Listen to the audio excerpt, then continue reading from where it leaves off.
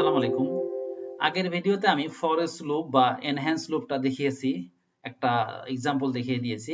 তো আমি চাচ্ছিলাম যে এই ফরেস্ট লুপের আমি আরেকটা ভিডিও করার জন্য, যেখানে আমি এখানে একটা কিছু একটা ক্যালকুলেশন করব বা একটা ডেটার আমি সাম করব। তো এইরকম দিয়ে আমি যে একটা এক্সাম্পল আপনাদেরকে দেখাতে যাচ্ছিলাম, তো সেটাই করতে যাচ্ছি। ফর ইচ লুপ কি সেটা আগের ভিডিওতে আমি আলোচনা করেছি। তাহলে আমি আরেকটা প্রজেক্ট নিব, সরি আরেকটা জাভা ক্লাস নিব। এই লুপ থেকে এখানে জাভা ক্লাস নিচ্ছি। এখানে আমি বললাম যে for each demo 2, for each demo 2 এটাই বললাম, এবং কমেন্ট করা লাইনগুলো আমার দরকার নাই, সেটাকে আমি রিমুভ করে দিচ্ছি। এবার আমি একটা আগে একটা অ্যারে ডিক্লেয়ার করব।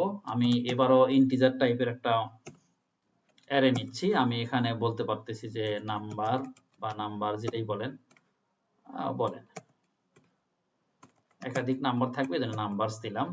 এখন এটার মধ্যে আমি কিছু ভ্যালু ডিক্লেয়ার করতে চাচ্ছি, সাপোজ 4, 7, 8, 10, 15, 20 এরকম কিছু একটা। তো ঠিক আছে, এখন এইটাকে আমরা একটু ছামও করতে যাচ্ছি, এবং এই জন্য আমি একটা ভেরিয়েবল এখানে আর একটা ডিক্লেয়ার করতে যাচ্ছি, যেটার মধ্যে আমার ভ্যালুটা বেসিক্যালি গিয়ে টোটাল হবে। তো সেই ক্ষেত্রে আমি একটা ভেরিয়েবল ডিক্লেয়ার করতেছি ইন্টিজার, যেহেতু সাম করব রিলেটেড নামটা রাখলাম ইন্টিজার সাম ইকুয়াল 0। এইবার আমি ফর ইচ লুপটা দিব। ফর ইচ লুপটা এখানে আমি ডাটা টাইপ দিব, এবং এর নামটা ডাটাই দেই, ডাটা কোলন। তারপরে আমার ওই ইয়াটা দিতে হবে, অ্যারেটা দিতে হবে নাম্বারস। এখানে নাম্বারস এ অ্যারেটা দিলাম, দেন সেকেন্ড ব্র্যাকেট শুরু শেষ। এইবার আমি আমার system.out.println করার আগে আমি যে কাজটা করব সেটা যে এখানে আমি ওই সাম যে ভেরিয়েবলটা ছিল সেটার মধ্যে আমি এই ভ্যালুগুলো যোগ করে রেখে দিব। এখানে আমি প্লাস ইকুয়াল দিব, প্লাস ইকুয়াল দিয়ে এই ডাটাটা আমি এখানে দিয়ে দিব। অর্থাৎ আমার এখান থেকে যে ডাটাগুলো আসবে নাম্বারস এর মধ্যে আছে, সেটা তো এই ডাটার মধ্যে আসবে। সেই ডাটাটা এখানে যতক্ষণ পর্যন্ত শেষ না হবে ততক্ষণ পর্যন্ত সে বারবারই ডাটার মধ্যে রাখবে, এবং যখনই ডাটার মধ্যে রাখবে, প্রথমবার ডাটার মধ্যে রাখলো 4, সেই 4টা আমি এই সামের সাথে রেখে দিলাম। প্লাস ইকুয়াল মানে কি, এটা আপনাদেরকে আমি দেখিয়েছি, আপনাদের ভিডিও আছে, সেই ভিডিওতে আপনারা দেখতে পারবেন যে অ্যাসাইনমেন্ট অপারেটর সম্ভবত আমি ওই ভিডিওতে দেখিয়েছি, যেখানে প্লাস ইকুয়াল কি হলে কি হবে। তারপরে গিয়ে আবার 7 আসতেছে ডাটার মধ্যে, সেই 7 এবং আগের 4 এই দুইটা মিলে আবার সামের মধ্যে রেখে দিচ্ছে। এভাবে প্রত্যেকটা নিয়ে একসাথে টোটাল করে এই সামের মধ্যে রাখতেছে।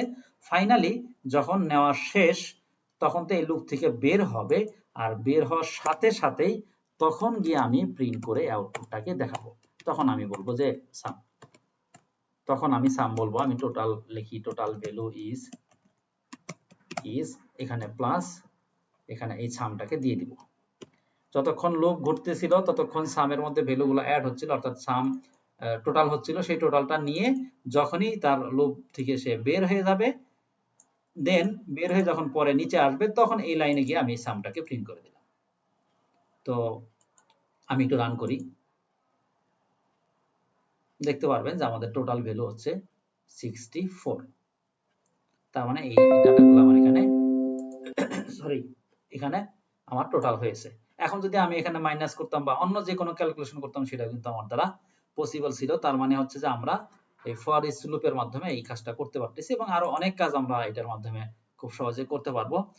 সো এগুলো একটু ভালো করে বুঝে রাখতে হবে যে ডাটাগুলা কিভাবে আসতেছে, হ্যাঁ, ডাটাগুলা কিভাবে আমি এখানে প্রিন্ট করতেছি, ডাটাগুলা ইনক্রিমেন্ট কিভাবে হচ্ছে, সেই জিনিসগুলো একটু জানতে হবে, বুঝতে হবে। বুঝলেই তাহলে দেখবেন যে ডেভেলপমেন্টে কাজ করা অনেক সহজ হবে ইনশাআল্লাহ।